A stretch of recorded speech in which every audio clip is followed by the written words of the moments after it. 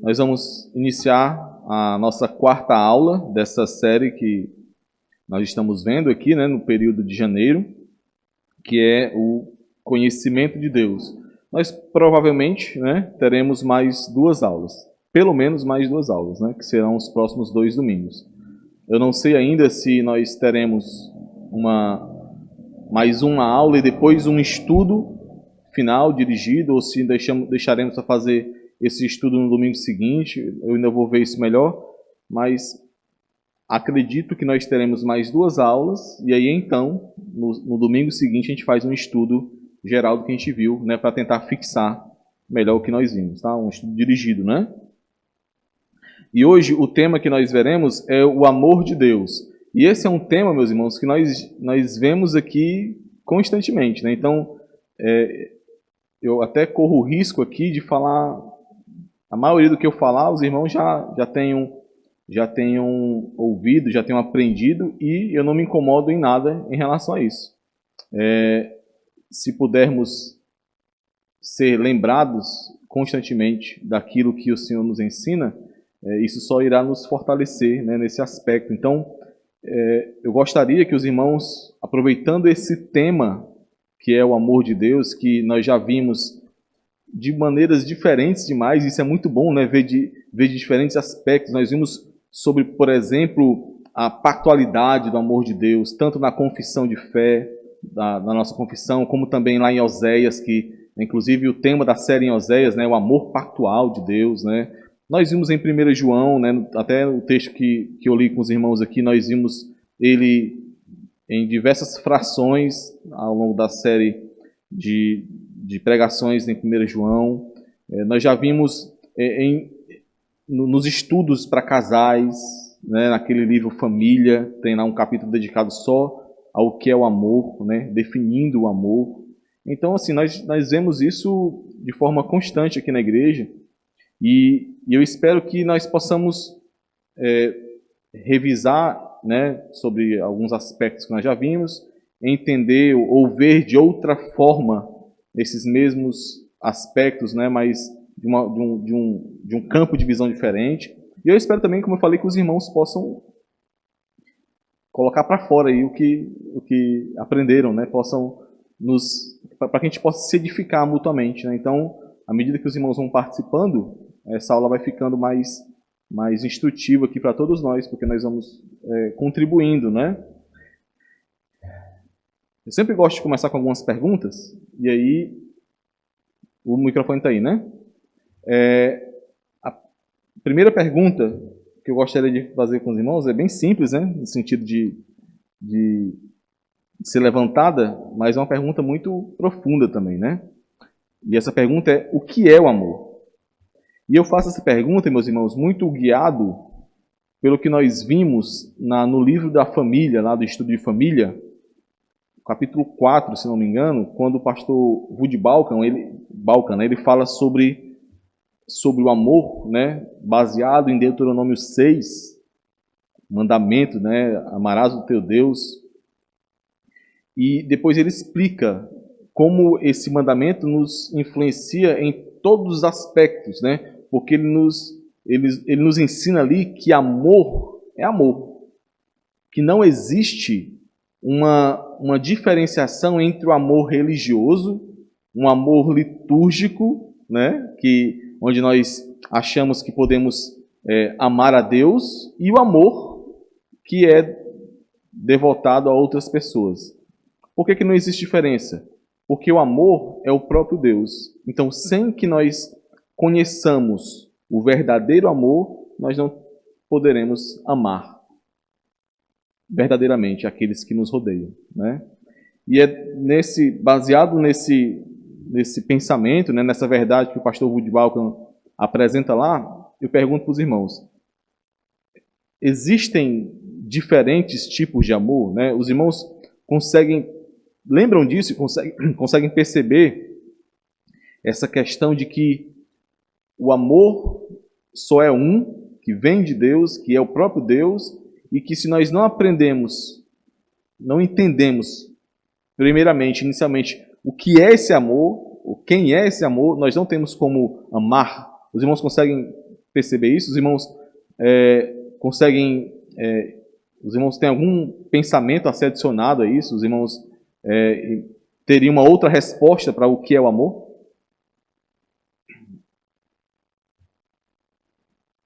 Não? Vamos para a próxima pergunta, quando vocês vão pensando aí, tá? O amor, meus irmãos, ele é abstrato? Eu pergunto isso porque é muito comum as pessoas falarem amor como um simples sentimento, né? Um simples, sei lá, uma força que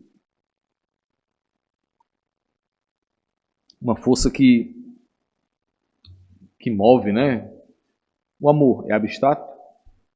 Como assim, né? O amor ele pode ser materializado, ele pode ser visto.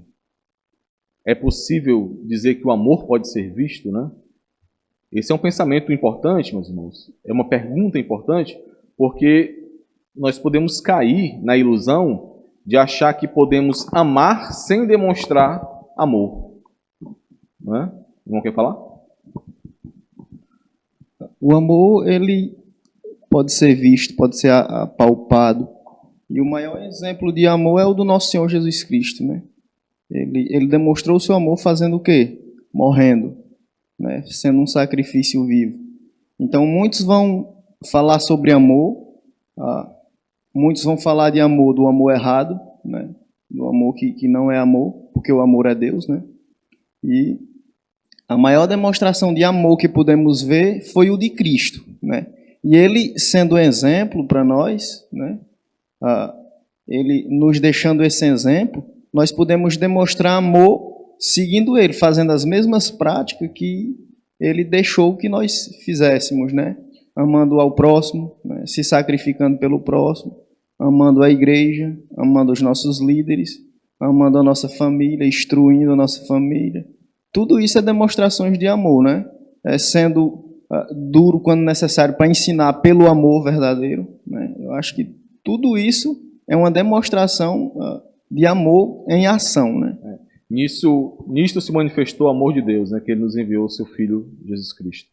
Meus irmãos, essa é uma pergunta importante, nós precisamos refletir sobre isso constantemente, porque nós somos muito tentados a considerar o amor como sendo algo que pode ser manifestado somente por palavras, né? E palavras, embora sejam importantes, né? Nós vivemos pela palavra de Deus, por exemplo, então nós confiamos na palavra de Deus.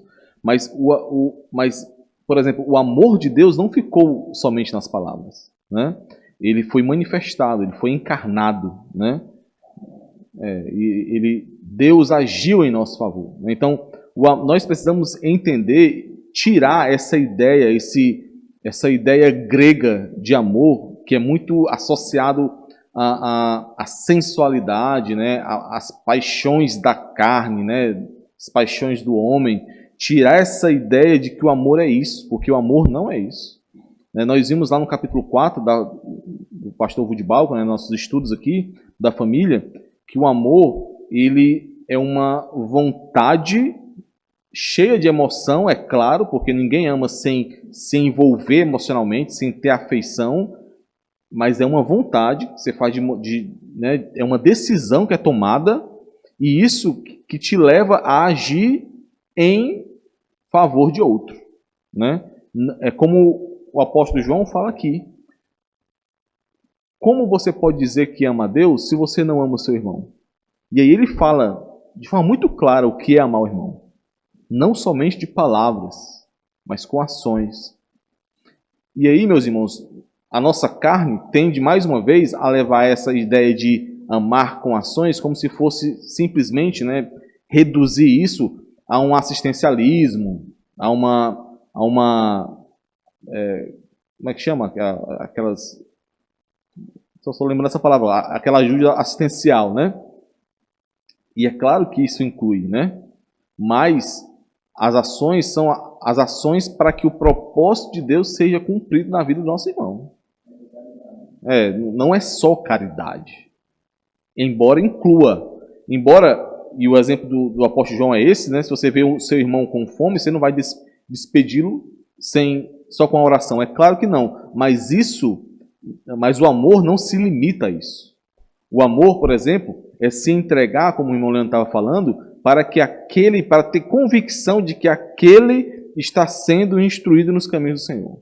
Para que aquele se indispor, saber que você vai perder, por exemplo, momentos de tranquilidade, mas para que você possa exortar aquele que está se desviando do caminho, né? Quem tem mais amor? Aquele que deixa o seu filho fazer o que quer, por exemplo, atravessando uma rua como essa aqui em um momento de fluxo grande, por exemplo, ou aquele que o impede, que briga, que bate se for necessário, né, para que ele aprenda isso. Então, nós precisamos perceber essa característica concreta do amor. O amor não é um senso abstrato, uma noção grega, né, uma paixonite, como é muito ensinado, né, a mídia ensina isso, esse mundo ensina isso, né? E a terceira pergunta é como nós podemos ver o amor. Como é, meus irmãos, que vocês sabem que aquilo que você chama de amor é amor?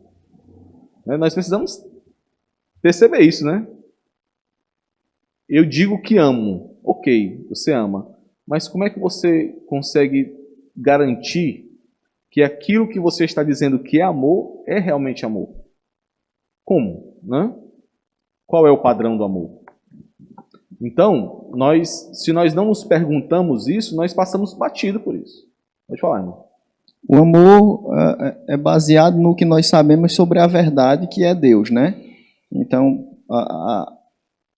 é nesses parâmetros, é nesse conhecimento da verdade de Deus que nós podemos identificar o amor, né? E ele é demonstrado através de ações, como já foi dito aqui, né? Isso mesmo. Então, se nós não conhecemos, por exemplo, e isso é uma via de mão dupla, se nós não conhecemos a Deus, nós não conhecemos o amor. E se nós não conhecemos o amor, nós não conhecemos a Deus também, porque Deus é amor. Então, observem que nós precisamos ter essa visão integral de Deus, né? E é naquilo que Deus se revela que nós podemos conhecer tanto a Ele como ao que é o amor, né? Alguém tem alguma a falar? Esse momento de pandemia, né? Onde foi manifestado. Tive as situações, né? Até o pastor Levando falou aqui, né? Muitas igrejas, né? Demonstrou qual era o tipo de amor que eles tinham dentro da igreja, né? Muitos pastores passam necessidade, né?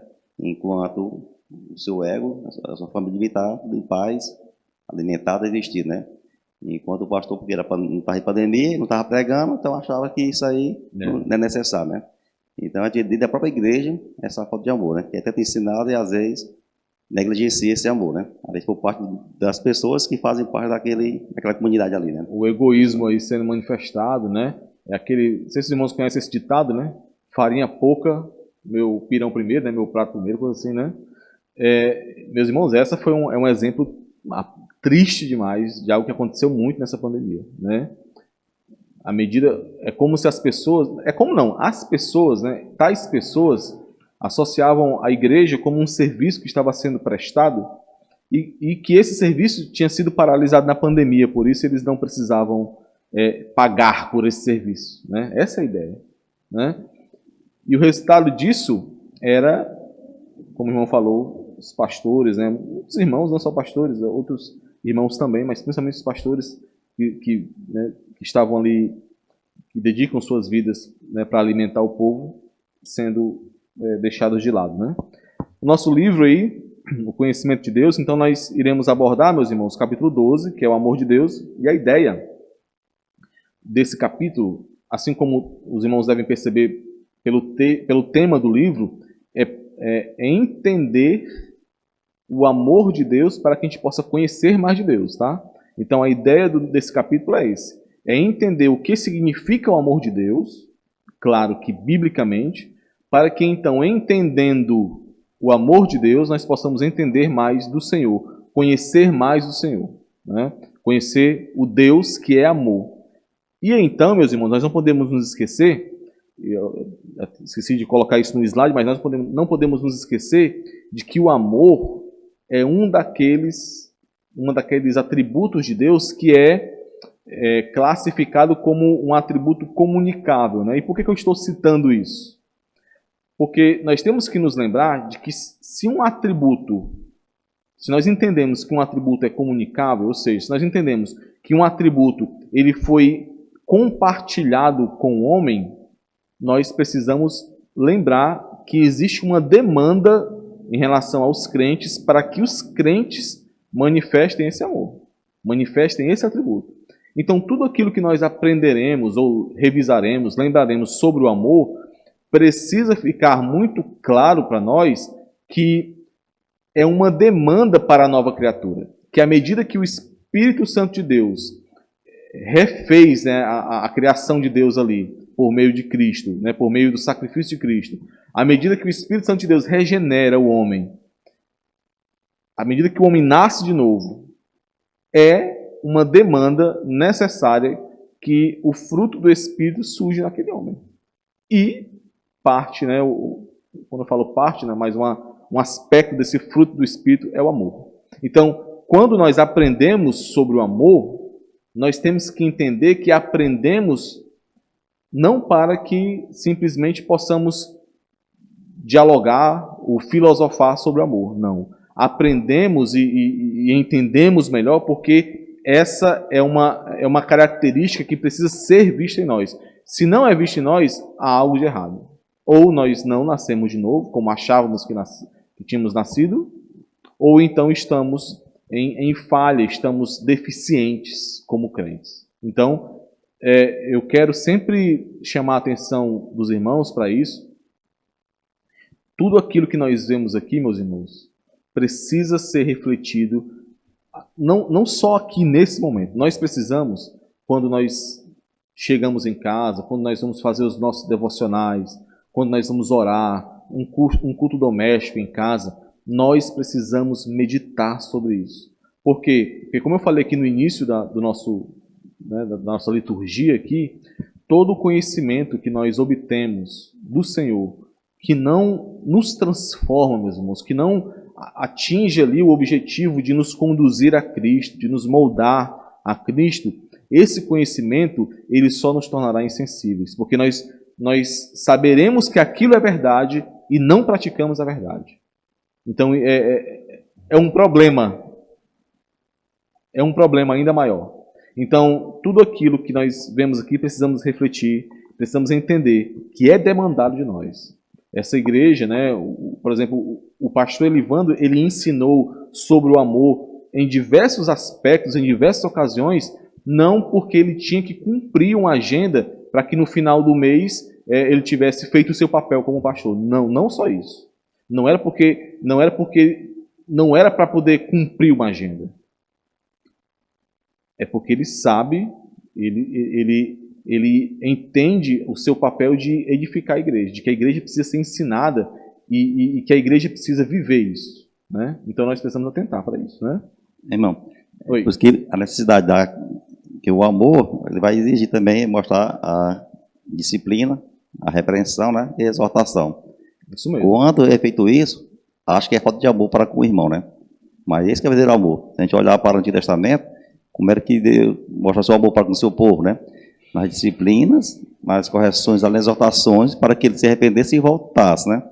Então, acha que quando você bate no filho, ou você disciplina no irmão, deixa o irmão sem alguma situação da igreja, ou a exclusão dele, acham que isso é falta de amor. Esse verdadeiro amor é isso, que não é encoberto, né?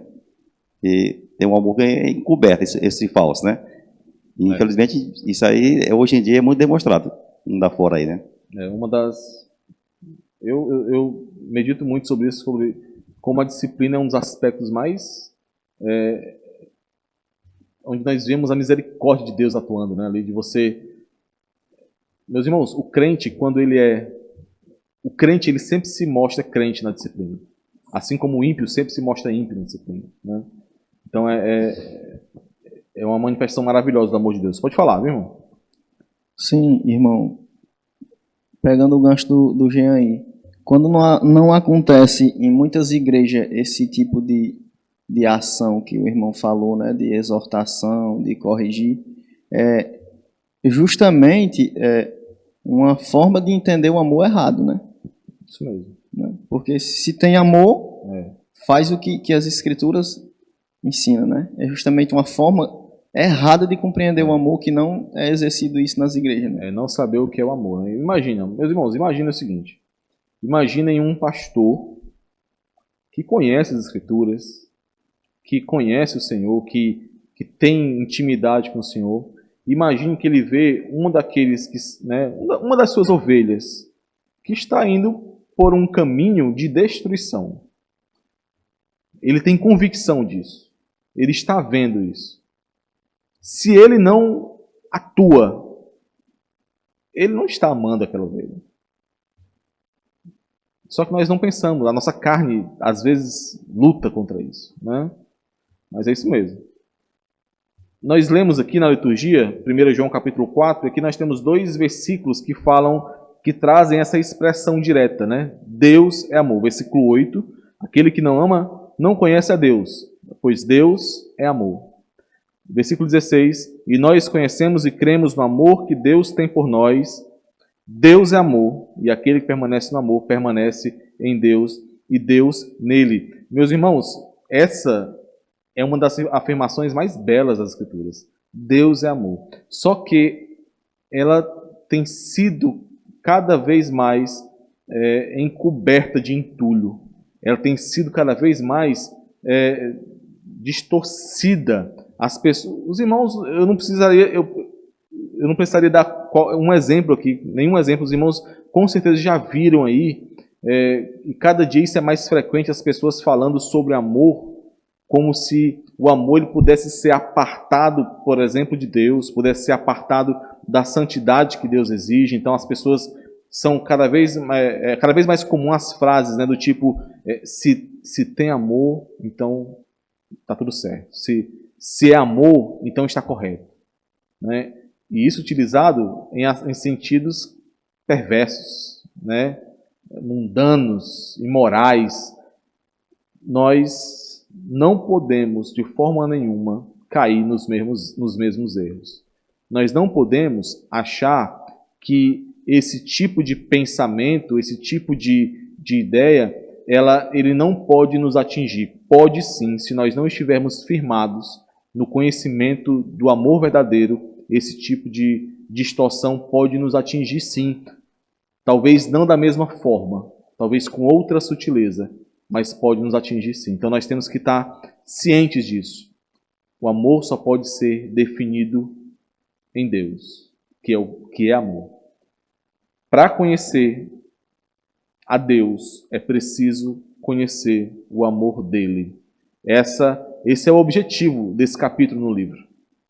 É que nós possamos, porque o livro trata do conhecimento de Deus, né? Então a ideia é que nós possamos conhecer mais de Deus, sabendo que Deus é amor, conhecendo mais do amor que ele manifesta. Pode falar. E vendo agora, mostrando que o amor sacrificial, né? Ele é auto se doa, né? Em relação ao monte questão do casamento, né? Estou achando um pouco sobre isso, né? O amor a questão do amor é quando eles se casam ali, né? Ele remorda de 2 pontos. Acho que porque se casou, gostou ali, aí ou aquele clima, né? Entre os dois, ali houve o amor, né? Mas esse amor até o dia que tudo que é coisa no bem. Começar a acontecer as divergências, aí cada um para o seu lado, né? Aí um amor de Hollywood, né? Hollywoodiano aí. Então mostra isso aí, era só apenas uma química, né? Mostrar, né? Mas o amor é esse sacrificial, né? Onde vai mostrar em Coríntios 13, né? O que é realmente esse amor, né? Então, muitos não compreendem realmente porque não é fácil não, né? Então, Cristo entregou e deu sua vida mostrando seu amor para a sua igreja e o que nós fizemos para que ele fizesse isso, né? Esse sacrifício de cruz, né? Para com o seu povo, né? Então, ele nada enviou em nós para que ele fizesse aquilo, entregar a sua vida, né? Esse é o verdadeiro amor de Cristo para conosco, né? E às vezes negligenciamos esse amor até com o próprio irmão, né? O que Cristo fez por nós, né? É interessante nos aconselhamentos pastorais, né? Eu já vi alguns vídeos eu não lembro agora se era o pastor Augusto Nicodemos ou o pastor Márcio Conato, falando que quando algum casal chegava para ele dizendo que queria se separar porque não amava mais, né? E aí ele se apoiou, pronto, agora você tem a oportunidade de viver o amor realmente. Já que você está dizendo que não ama mais, agora você vai aprender o que é amor, né? Mas é isso mesmo. Meus irmãos, nós precisamos também entender que conhecer o amor de Deus, viver esse amor, é algo que é normal da experiência comum do cristão. O cristão, por receber o Espírito Santo de Deus, necessariamente ele precisa conhecer sobre o amor, que é fruto desse Espírito. Então, se nós não conhecemos o amor, se nós não vivemos esse amor que vem de Deus, nós precisamos acender uma luz de alerta muito forte em nossos corações e mentes, né? Uma frase aqui do pastor J. Packer, ele diz assim, conhecer o amor de Deus é, na realidade, o céu na terra. Ele coloca isso, meus irmãos, como aquele que conhece o amor de Deus, ele não consegue mais viver nesse mundo com os sofrimentos desse mundo. Por mais que ele passe por provações, por mais que ele passe por dificuldades, o amor de Deus sempre irá superabundar em relação a esse sofrimento. Por isso que ele diz, conhecer o amor de Deus é, na realidade, o céu na terra. Meus irmãos, vamos abrir aqui, por favor, em Romanos capítulo 5, versículo 5. Esse versículo é utilizado aqui no livro do pastor J. Packer como introdução, para que nós possamos entender o propósito desse capítulo, né? Romanos 5, versículo 5. O que é que Paulo fala sobre o amor de Deus? É importante notar, meus irmãos, que Paulo nunca conheceu esses irmãos a quem ele escreveu em Roma. Paulo não tinha ido em Roma e nem foi depois, assim, com esse propósito de conhecer os irmãos, né? Ele foi preso depois. Ele foi já preso. Então, por que eu estou citando isso? Porque aqui Paulo está falando do amor como sendo algo que é intrínseco ao cristão. O Espírito Santo já derrama sobre o cristão e Paulo já tinha certeza, convicção de que se eles eram crentes, ele sabia que eles eram, eles saberiam o que é o amor. Então, vamos ler aqui o versículo 5. Ora, a esperança não confunde, porque o amor de Deus é derramado em nosso coração pelo Espírito Santo que nos foi outorgado. É muito comum, quando nós lemos esse versículo, nós acharmos que aqui está falando do amor, do nosso amor por Deus. Quando nós falamos aqui, porque o amor de Deus é derramado em nosso coração, como se aqui nós passássemos a amar a Deus. Mas não é isso que o versículo está falando. Se nós entendermos o contexto, nós iremos perceber que aqui o Espírito está derramando o conhecimento para nós, o conhecimento de que Deus nos ama. Vamos ler aqui o contexto, se continuarmos lendo. Por que o amor de Deus é derramado em nosso coração pelo Espírito Santo? Porque Cristo, quando nós ainda éramos fracos, morreu a seu tempo pelos ímpios. Dificilmente alguém morreria por um justo, pois poderá ser que pelo bom alguém se anime a morrer. Agora ele vai falar por que nós conhecemos o amor de Deus. Mas Deus prova o seu próprio amor para conosco pelo fato de ter Cristo morrido por nós, sendo nós ainda pecadores. Então aqui esse parágrafo está falando não do nosso amor por Deus, mas do conhecimento que nós temos de que Deus nos ama. Os irmãos estão percebendo isso? Então, o primeiro ponto desse versículo é esse. Aqui está falando do amor de Deus no sentido de que nós conhecemos que Deus nos ama. Nós percebemos, nós recebemos por meio do Espírito Santo essa certeza de que Deus nos ama. E aí essa palavra derramado, ela traz uma série de significados importantes para nós percebermos. Derramado aqui, meus irmãos, dá uma ideia de um grande fluxo de algo, né? Tipo uma inundação. Então aqui não é simplesmente que o amor, que esse conhecimento, ele chega a nós de forma tímida, não. Nossos corações são inundados pelo conhecimento de que Deus nos ama. o tempo que é utilizado, o tempo verbal aqui nesse derramado, dá essa ideia de que o fato de Deus ter derramado esse amor preenche os nossos corações de maneira completa. Como é que seria isso? É como se nós tivéssemos ali um vale ou um açude, né?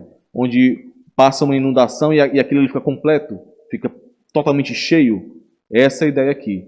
Deus, por meio do Espírito Santo, derrama o conhecimento do seu amor em nossos corações e isso nos preenche. E qual é o resultado disso? É a alegria e o contentamento nele, independente das circunstâncias. E por fim, o terceiro ponto que o pastor J. Packer destaca, e eu quero destacar com os irmãos também, é que quem nos revela esse amor é o Espírito Santo. É uma obra do Espírito Santo. Nós vemos aqui, né? Porque o amor de Deus é derramado em nosso coração pelo Espírito Santo que nos foi outorgado.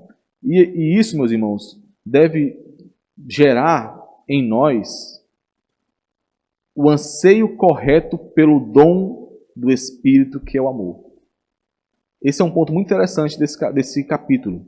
O pastor J. Packer, ele faz uma comparação com aqueles, sem fazer nenhuma crítica direta, mas com aqueles que supervalorizam os chamados dons espirituais, né, sejam eles de línguas, ou seja lá de cura, seja lá o que for, sem valorizar o dom do amor, né? O dom daquele que te faz crescer e chegar à plenitude de Deus por meio desse dom. Vamos abrir, por favor, meus irmãos. Alguém abra e leia Efésios capítulo 3, versículos 14 a 19.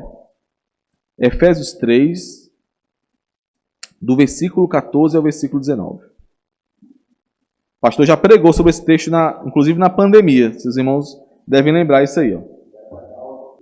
Somente conhecendo o amor de Cristo, e conhecendo aqui dá essa ideia de continuar conhecendo, conhecendo e conhecendo e conhecendo, o crente pode chegar à plenitude de Deus, né? Do propósito de Deus, da maturidade, né? Então, nós precisamos entender, meus irmãos, e valorizar e buscar, sim, esse crescimento por meio do conhecimento do amor, por meio do conhecimento do conhecimento de Deus, né? Por quem Ele é. E o objetivo, então, desse capítulo é mostrar a natureza desse amor, do amor de Deus, que é derramado no crente por meio do Espírito Santo. Que amor é esse, né? Como é o amor de Deus que é derramado por meio do Espírito Santo? Se os irmãos tiverem alguma pergunta, nós só pedir aí o microfone, tá? Meus irmãos, nós precisamos conhecer mais do amor de Deus, e para isso precisamos, e isso com o intuito de conhecer mais a Deus, mas nós precisamos entender que o fato de Deus ser amor, como João declara na sua epístola 2 vezes, né? O fato de dizer Deus é amor, não quer dizer que essa expressão ela consegue apresentar a completude de Deus. Como assim? Nós não podemos jamais esquecer que o mesmo Deus que João fala que é amor, ele é o Deus que criou o mundo, é o Deus que fez aliança com Abraão, é o Deus que escolheu um povo e que depois castigou e entrou em juízo com esse povo, disciplinou esse povo, rejeitou esse povo, né, e providenciou Cristo para a redenção com o homem. Então, nós precisamos entender que Deus é amor e está dentro da revelação total de Deus. Quando eu falo total, não é que Deus se revelou totalmente, né? Mas daquilo que daquilo que nos foi revelado de Deus. Esse Deus que é amor, como nós já vimos em outras aulas, também é o Deus que é justiça, também é o Deus que é santidade, também é o Deus que é espírito, também é o Deus que é cada um dos atributos que nós conseguimos perceber por meio da sua revelação. Então, nós precisamos atentar para isso. O Deus que é amor é também um Deus que condena e pune o desobediente. E existem duas outras afirmações do próprio João, e por isso que são interessantes, e é por isso que o pastor J. Packer utilizou essas duas, que nos permitem conhecer mais, entender melhor o significado dessa completude do que significa dizer Deus é amor. Quando nós olhamos para outras duas afirmações, e é interessante, meus irmãos, que essas duas outras afirmações têm a mesma estrutura gramatical. João falou da mesma forma, trocando só amor por outra coisa. Os irmãos lembram aí? Quais são as duas outras expressões que o próprio João dá sobre Deus?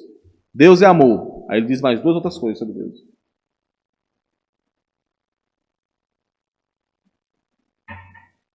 Em uma delas, João está narrando no seu evangelho o encontro... Oi?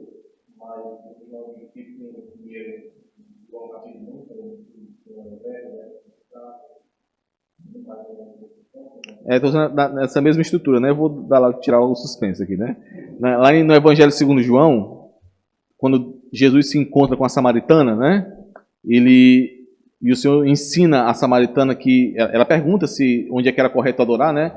Aí o Senhor Jesus diz, Deus é Espírito, né? E importa que seus adoradores o adorem em espírito e em verdade. Essa foi uma frase dita por Jesus que João registra, né? E também lá em 1 João, João diz que Deus é luz. Lembram? É a mesma expressão. Deus é amor, Deus é luz, Deus é espírito, é a mesma estrutura. Só muda essa característica, esse atributo. E é em cima disso que nós veremos como entender melhor o fato de Deus ser amor, sabendo que Deus é espírito e que Deus é luz. João 4:24, né? Deus é espírito e importa que os seus adoradores o adorem em espírito e em verdade. 1 João 1:5. Ora, a mensagem que da parte dele temos ouvido e vos anunciamos é esta, que Deus é luz e não há nele treva nenhuma. Essas duas afirmações, meus irmãos, derivam totalmente de Cristo. A primeira foi o próprio Senhor que disse a mulher samaritana, e a segunda, João está fazendo um resumo do testemunho de Cristo. Ele está dizendo aqui, ele inicia a sua epístola fazendo esse resumo, né? Tudo aquilo que ele ouviu, que ele viu da parte de Cristo, Deus é luz. Então, isso deriva diretamente de Cristo. E é a partir dessas duas que nós entenderemos melhor o que é o amor. Deus é Espírito. O que quer dizer isso, meus irmãos?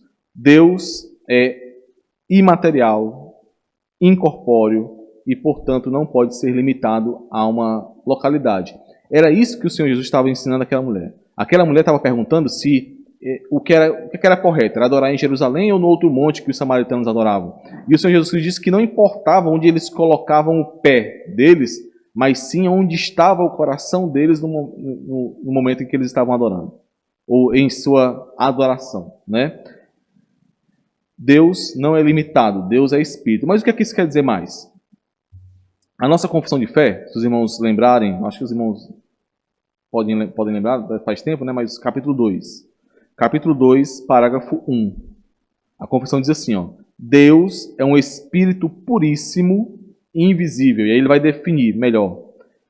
Sem corpo, sem partes e sem paixões. O que quer dizer isso? Sem corpo, sem partes e sem paixões. Sem corpo é o que o Senhor Jesus diz lá em João, né? Da mulher samaritana. Deus não é limitado a uma localidade. Sem partes, nós já vimos um pouco sobre isso. Sem partes está relacionado ao fato de Deus ser perfeitamente integrado. Então, nós não dizemos que Deus é parte amor, parte misericórdia, parte justiça, parte ira. Não. Deus é um ser integral. Deus é um ser onde os seus atributos, as suas características, jamais entram em conflito uma com a outra. Jamais vai acontecer do amor de Deus entrar em conflito com a justiça de Deus. Do amor de Deus entrar em conflito com a santidade de Deus. Isso é o que nós chamamos da simplicidade de Deus. Os irmãos lembram disso? O que quer dizer que Deus é um ser simples? Quer dizer que Deus não é composto por partes. Deus não é segmentado. O ser de Deus é completo e perfeito. Então, o amor é o que define Deus. Assim como a justiça é o que define Deus. Tudo que Deus faz é amor, tudo que Deus faz é justo, tudo que Deus faz é santo, tudo isso é integrado. Pode falar. Por isso que o ímpio, ele não entende, ele tem a ilusão de que, mesmo ele não seguindo um exemplo de vida, sendo, se voltando para Deus, ou tendo uma vida devotada a Deus, ele acha, tem a ilusão que no último dia, o Senhor, por ser amor, vai salvar ele, né? Isso. Só que o amor, para ele ser verdadeiro, ele tem que ser justo, né? Ele tem que haver justiça nele, senão o amor não será verdadeiro, né? Por isso que Deus ele cobrou o pecado, o pagamento do pecado da humanidade em Cristo, né? Por isso que muitos dizem, não, mas não foi, o Senhor não pune. Sim, ele puniu. Nós somos salvos porque Cristo se sacrificou, fez justiça para Deus, né? Por isso que o amor só pode ser verdadeiro se ele for justo. Se ele não tiver justiça nele, não é amor, não é isso? As pessoas associam muito, né, o fato de essa questão, para a maioria das pessoas, o fato de Deus ser amor quer dizer que Deus é quase assim um Papai Noelzinho que, né, aquele velhinho bonzinho que suporta tudo e que não se zanga com nada, né? Mas nós precisamos perceber, meus irmãos, que esse exemplo que o irmão Leandro deu sobre no leito de morte, né? Ali as pessoas não estão querendo a Deus. Quando elas dizem assim, não, olha, eu no último momento eu estou me arrependendo aqui. Se isso for algo só de palavras, não quer dizer que elas estão querendo a Deus, estão querendo fugir daquele momento da morte, da dor da morte, né? Então, é um conceito, às vezes a gente tem um conceito, por exemplo, de que as pessoas que estão condenadas, por exemplo, as pessoas que já morreram, né, que estão, suas almas estão aí sofrendo, né? Nós temos a ideia, às vezes, que essas pessoas, elas estão ali arrependidas. Como eu queria ter ouvido. Mas, meus irmãos, aquele que não tem Cristo, ele não ama a Deus. Ele não se volta para Deus, ele não busca a Deus. Então, às vezes a gente tem essa ideia, né, de que as pessoas que vão se perder, elas vão passar a eternidade, como eu queria. Não, elas vão passar a eternidade ainda em oposição a Deus, recebendo a ira de Deus e se opondo a Deus, não querendo a Deus. Somente o Espírito Santo nos faz querer a Deus. Somente o Espírito Santo nos faz buscar a Deus, né? E isso aí acho que é citado em Apocalipse, né? E eles veem tudo aquilo ali, mas não glorificam a Deus, mas não se arrependem, faz blasfemar, né? Interessante isso. É isso mesmo. Então, o fato de Deus ser sem partes nos fala sobre a simplicidade de Deus e sobre a imutabilidade de Deus, porque o fato de Deus ser íntegro quer dizer que ele não vai mudar. Ele é perfeito, ele não muda, né? Além disso, que é outro ponto que nós muitas vezes não entendemos, né, vacilamos em relação ao fato de Deus ser espírito, é que Deus é sem paixões. O que é que isso quer dizer? Quer dizer que Deus ele não tem sentimentos, né, ele é impassível. Quer dizer que Deus não tem emoções como nós temos, né? Não, Deus tem sentimentos, Deus tem emoções, não da forma como nós temos. Não da forma como nós expressamos as nossas emoções. Deus, ele não é afetado pelas circunstâncias, né? Então, por exemplo, o que as pessoas chamam de paixão, né? É o fato de você ali, momentaneamente, ser afetado por alguma circunstância, por algo que mudou e então expressar um sentimento diferente, né? Mas Deus não. As emoções de Deus, e Deus tem emoções, claro, não são emoções humanas, não são movidas por circunstâncias, não podem fugir de controle. Então é por isso, por exemplo, meus irmãos, que a ira de Deus é uma ira santa. A ira de Deus não é o resultado de uma raiva momentânea que ele teve, ou uma decepção que ele teve. Não. A ira de Deus é o resultado, é algo que flui de quem ele é, da sua santidade, do seu amor, né? Nós veremos um pouco sobre isso. Tem um capítulo muito interessante do livro do pastor J. Packer, que é o Deus ciumento. Interessante, né?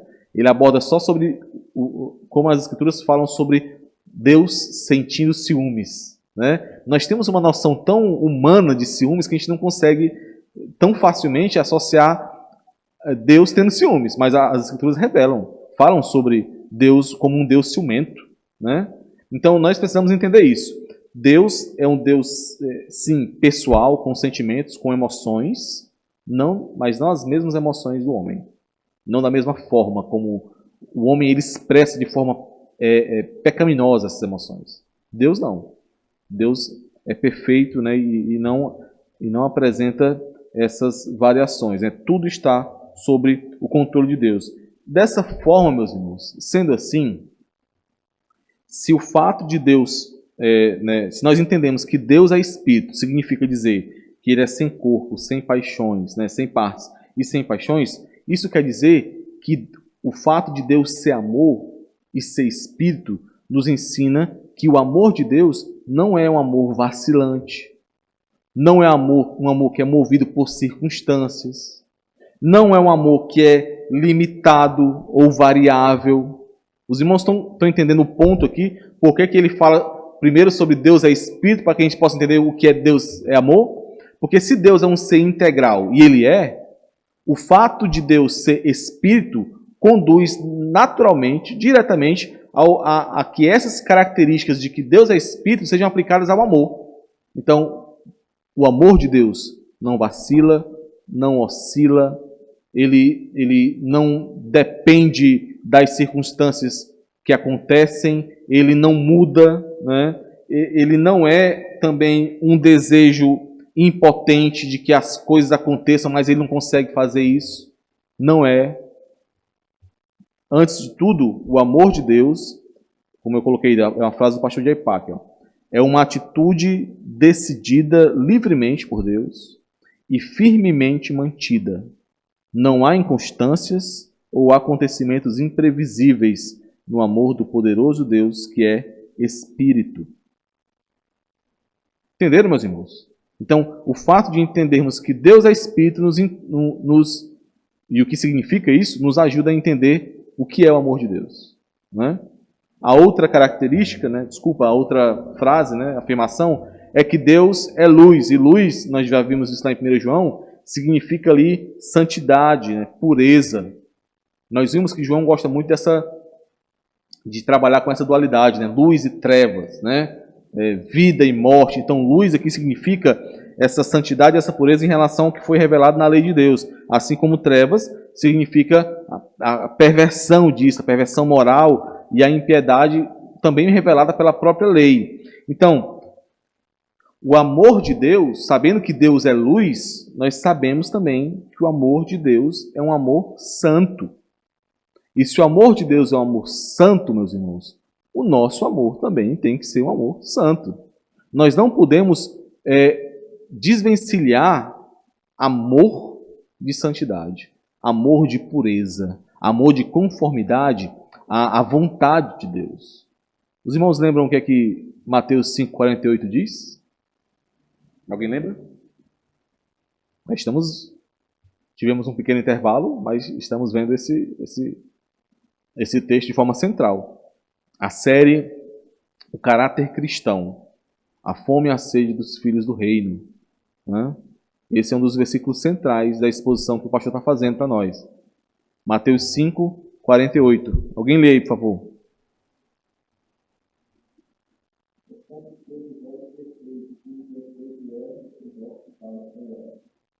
Isso mesmo. Então, se o amor de Deus é um amor santo, é um amor que não pode ser desvencilhado da sua santidade, nós não podemos jamais imaginar que o amor que é manifestado em nós, que deve ser visto em nós, pode ser um amor que não é santo.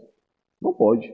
Então, não existe, meus irmãos, não existe amor, manifestação real de amor, sem que isso esteja em acordo com a santidade de Deus, com a vontade de Deus, com aquilo que é manifestado como luz, como sendo o padrão de Deus. E aí entra também no que o irmão já estava falando no início, né? Que por conta disso, o amor de Deus é um amor que disciplina. É um amor que coloca o seu filho, e somente o seu filho, seus filhos, né? Nos trilhos, no caminho. Vamos ler Hebreus 12, do 6 ao 11. Alguém lê aí, por favor. Hebreus capítulo 12, do versículo 6 ao versículo 11. Muito bom, né, meus irmãos? Ó, Deus disciplina seus filhos. O fato de Deus não disciplinar alguém é o maior terror que pode existir para alguém. Romanos capítulo 1, versículo 28, se não me engano, Paulo fala sobre isso. Sobre Deus ter entregue aqueles homens a eles mesmos, a perversão do coração deles. Deus os entregou ao seu próprio mal. Deus não faz isso com seus filhos. Então, é por isso que eu falo que eu vejo como uma... E quando eu falo que eu vejo, meus irmãos, quando eu... das oportunidades que eu tive de ver essa questão da disciplina, né? No sentido de Deus disciplinando um filho. É maravilhoso ver ali o fortalecimento da fé. Esse resultado aqui que o versículo 11 nos diz, né? Toda disciplina com efeito no momento não parece ser motivo de alegria, mas de tristeza. Ao depois, entretanto, produz fruto pacífico aos que têm sido por ela exercitados. Fruto de justiça. Então, Deus é amor, e esse amor disciplina os seus filhos, né?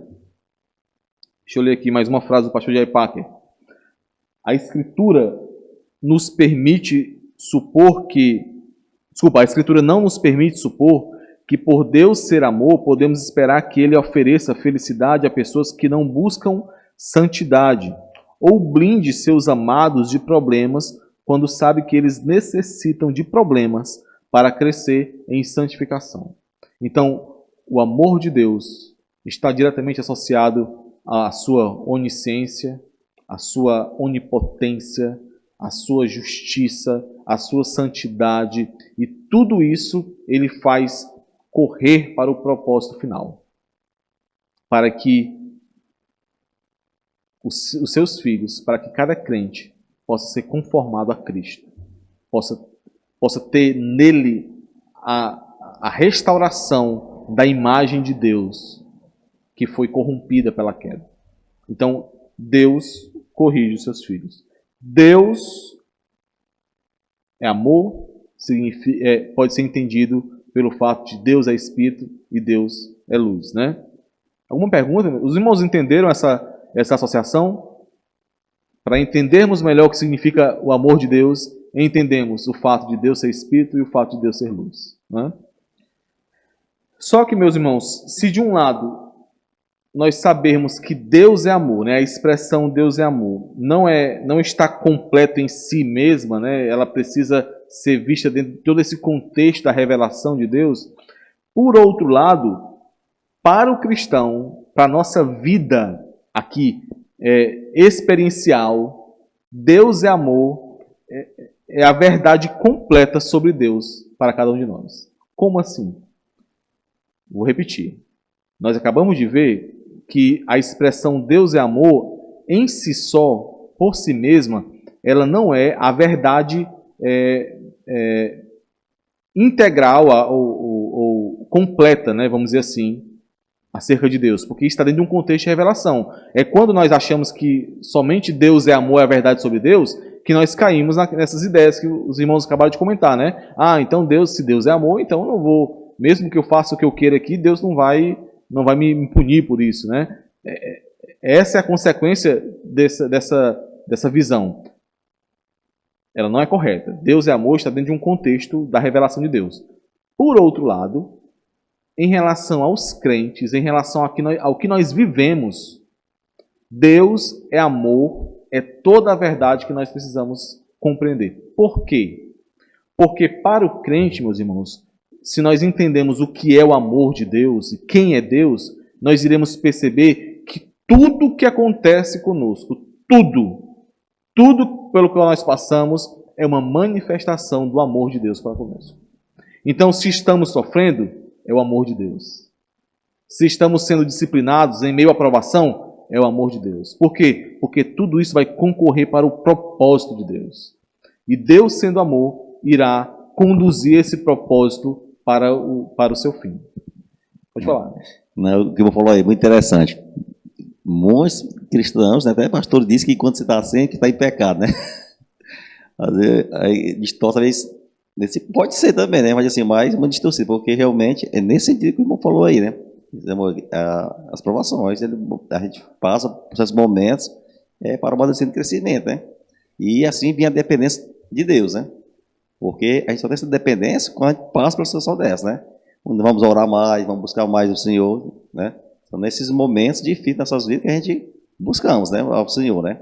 Não, e ainda que seja uma questão de um pecado específico, é o amor de Deus tratando esse pecado. É o amor de Deus, se aquele é um filho de Deus, Deus irá tratar aquele. Não, né? mas assim, porque muitos alegam que se você vir com um problema até de saúde, é que está em pecado. Está com dor de cabeça, está no pecado. Teve um problema, não é em pecado. Sempre assim, né? Nas aulas que eu estava assistindo do último módulo lá do curso, o pastor Granconato, ele dá um exemplo. Desculpa, o pastor Franco Ferreira, ele dá um exemplo de como na igreja anterior que ele congregava, quando os irmãos iam fazer evangelismos, né? E quando tinha um culto à noite que o pastor pregava no primeiro domingo e ninguém levantava a mão, ninguém se convertia, né? E aí passava o segundo domingo, o terceiro domingo. Quando chegava no quarto domingo, se não acontecesse nada, se levantava ali um diácono corajoso e dizia: pastor, nós vamos ter que orar porque tem alguém em pecado aqui nessa igreja. Porque se não tem ninguém se convertendo, é porque é o pecado de alguém que está impedindo aqui, né? Então nós temos muito existe no Brasil, nessa herança, né, de que o pecado tem esse poder, né, maior do que Deus, né, para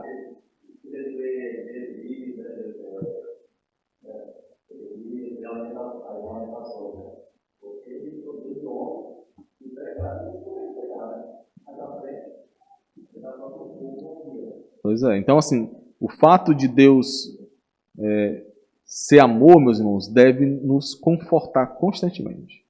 E é isso, eu acho que esse é um dos grandes desafios, né, para todo crente, viver isso, né? Então, dizer que Deus é luz implica que a santidade de Deus encontra expressão em tudo que Ele diz e faz, não é verdade? Nós vimos isso, né? Faz parte da simplicidade de Deus, né? Da característica do ser de Deus. Da mesma forma, dizer que Deus é amor significa que o seu amor encontra expressão em tudo que Ele diz e tudo que Ele faz. Então, isso, meus irmãos, nos traz o consolo de que, independente da situação que está, da circunstância que está ao nosso redor, ali nós temos a manifestação do amor de Deus. Não existem surpresas ou situações fora de controle. Mas, meus irmãos, viver isso é muito difícil. Exige, e nós precisamos estar preparados para isso. Não é porque quando essa situação chegar, nós precisamos estar com a palavra de Deus em nossas mentes e corações para nos lembrarmos. É o amor de Deus. Né? Então, uma situação difícil, situação de morte, uma situação de dor, uma situação de privação. Nessa situação, o crente precisará enxergar o amor de Deus. É o amor de Deus. É o amor de Deus. Gálatas 2, versículo 20, Paulo fala sobre isso, né? Sobre como o amor de Deus sustenta a sua alegria. E Romanos 8, 28, que os irmãos com certeza já decoraram aí, né? É um versículo maravilhoso, onde Paulo fala que todas as coisas cooperam, né, para o bem daqueles que amam a Deus, daqueles que foram chamados segundo o seu propósito. Né? Então, cada situação individual que acontece conosco expressa o amor de Deus.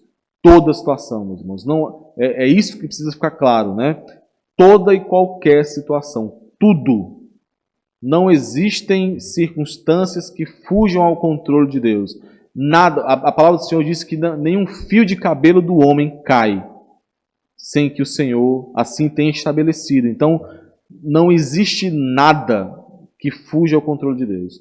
Todas as coisas, todas as circunstâncias, tudo aquilo que está ao nosso redor, que nos acontece, se somos filhos de Deus, se somos crentes, tudo aquilo está cooperando para o propósito de Deus na nossa vida, né? Porque Deus é o Deus soberano, o Deus majestoso, o Deus que criou e sustenta a sua criação, mas Ele é também um Deus pessoal, que nos trata pessoalmente, nos trata individualmente. Então, tudo aquilo que acontece a cada um de nós, acontece como uma manifestação do amor de Deus, para que nós possamos chegar à reta final, né? Possamos cruzar a linha de chegada.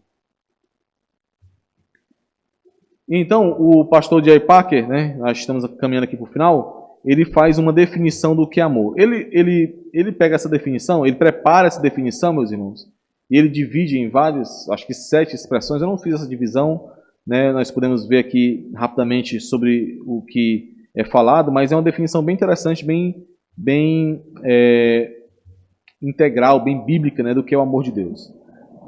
Ele diz assim: o amor de Deus é um exercício de sua bondade para com os pecadores individualmente, por meio do qual, tendo-se identificado com o seu bem-estar, ele deu seu Filho para ser seu Salvador, e agora faz com que eles o conheçam e desfrutem dele em uma relação pactual. Ou seja, o amor de Deus é uma expressão de toda a sua bondade, a bondade que é o próprio ser de Deus também, né?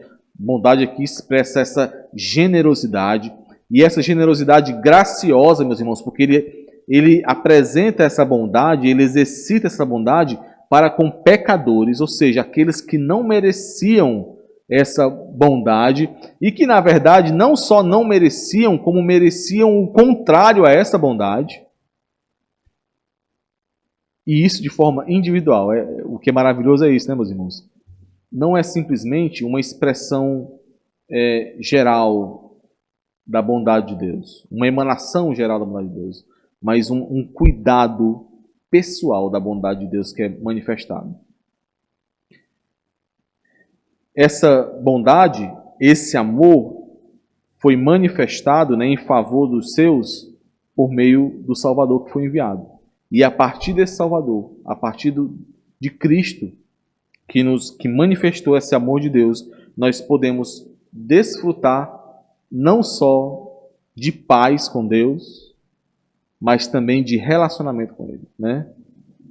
É um amor pactual, um amor que não pode ser quebrado, não pode ser mudado, um amor que está sustentado em um pacto que foi feito com o Senhor Jesus Cristo. Não conosco, porque nós quebraríamos esse pacto, mas com o Senhor Jesus. Então é um amor que não pode ser tirado de nós.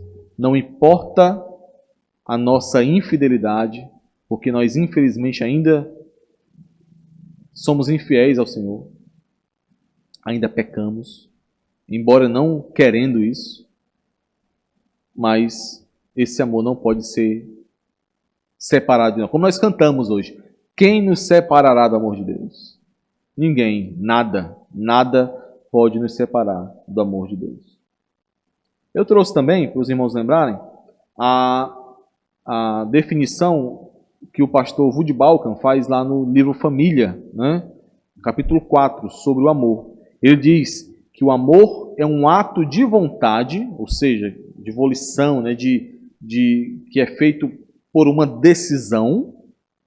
É um ato de vontade acompanhado de emoção que leva à ação em favor do seu objeto.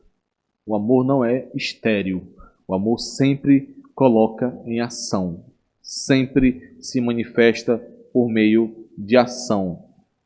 Eu quis trazer essa definição porque ela apresenta de forma um pouco mais direta a demanda do amor em nós, né? Na primeira definição do pastor J.I. Packer, ele fala muito bem sobre o que é o amor de Deus, mas o que é o amor de Deus gera uma demanda em nós, porque nós, como filhos de Deus, precisamos apresentar esse amor. Não é verdade? A definição do pastor Woody Balcom, ele deixa isso ainda mais claro, né? Por fim, meus irmãos, nós finalizamos esse capítulo fazendo uma reflexão muito importante.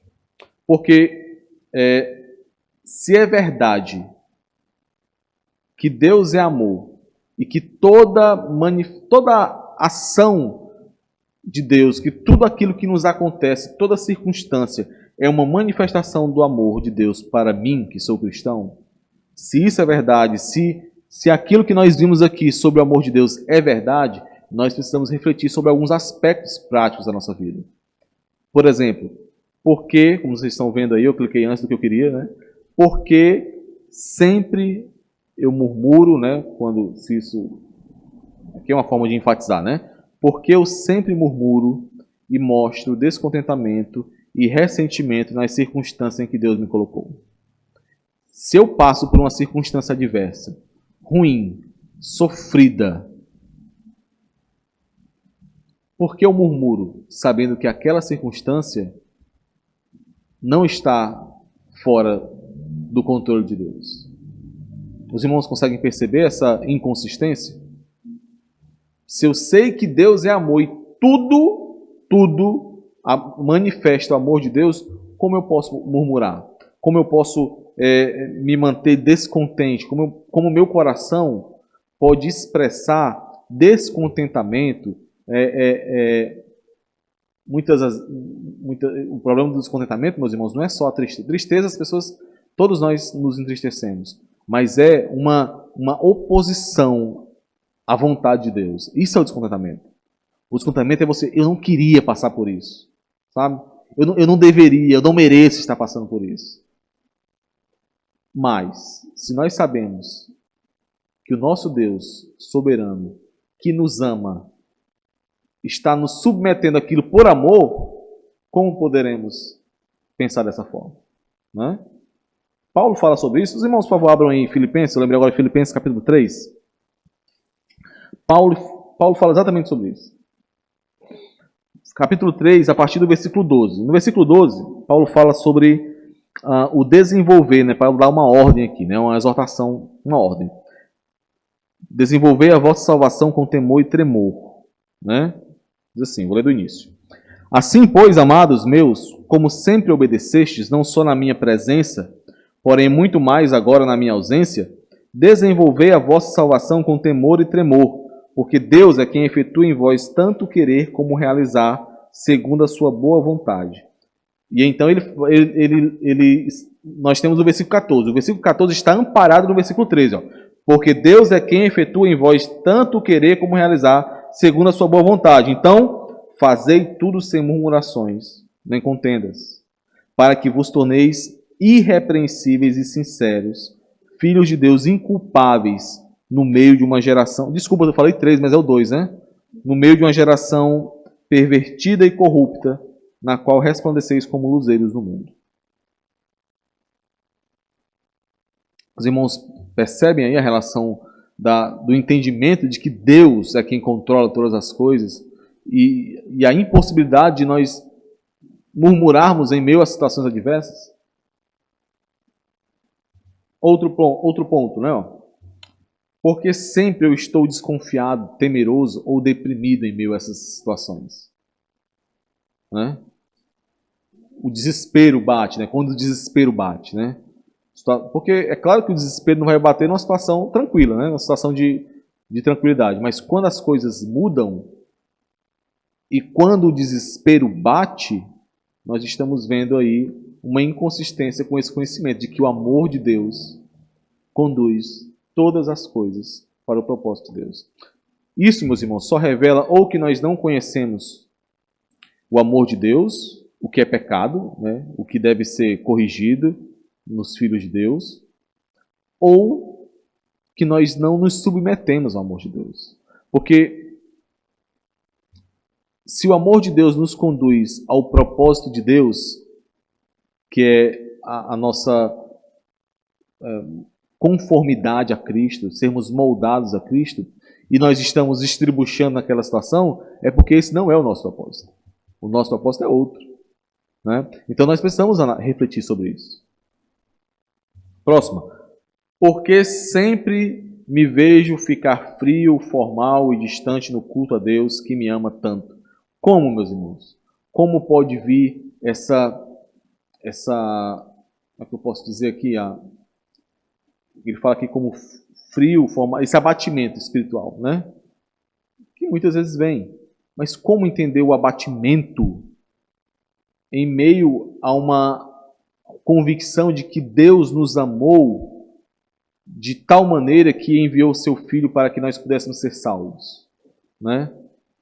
De termos esse abatimento em meio à certeza de que o amor de Deus foi manifestado em nosso favor.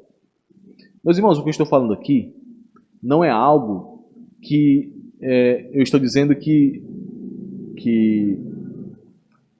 não acontece, né? ou que existem crentes que não passam por isso. Eu sei que todos nós passamos por isso. Todos nós passamos por isso. O ponto é nós entendermos que nós não temos motivo para passarmos por isso.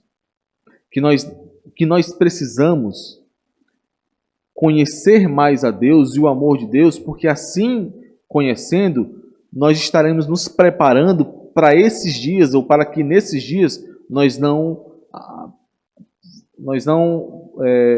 nos comportemos dessa forma. Né? Não entremos em desespero, não murmuremos, não nos esfriemos, né, em meio ao culto ao Senhor, né, no sentido de nos reunir aqui como se fosse qualquer coisa. Porque sempre permito que minha lealdade seja dividida, né, de tal modo que Deus não tenha todo o meu coração com pensamentos mais voltados para as coisas desse mundo, não olhando para o céu, para a cidade celestial, para o porvir, né? E aí, o último ponto aqui, que é maravilhoso para a gente fechar: o que as pessoas aprendem acerca do amor de Deus quando olham para os meus relacionamentos? Meus irmãos, nós vimos lá em 1 João capítulo 4, versículo 11, e nós vimos isso várias vezes, né? Foi citado aqui, como o amor de Deus, ele gera uma demanda ética em nós, uma demanda prática em nós, né? Capítulo 4, versículo 11, diz assim, 1 João: Amados, se Deus de tal maneira nos amou, aí ele dá a obrigação, a ordem, devemos nós também amar uns aos outros.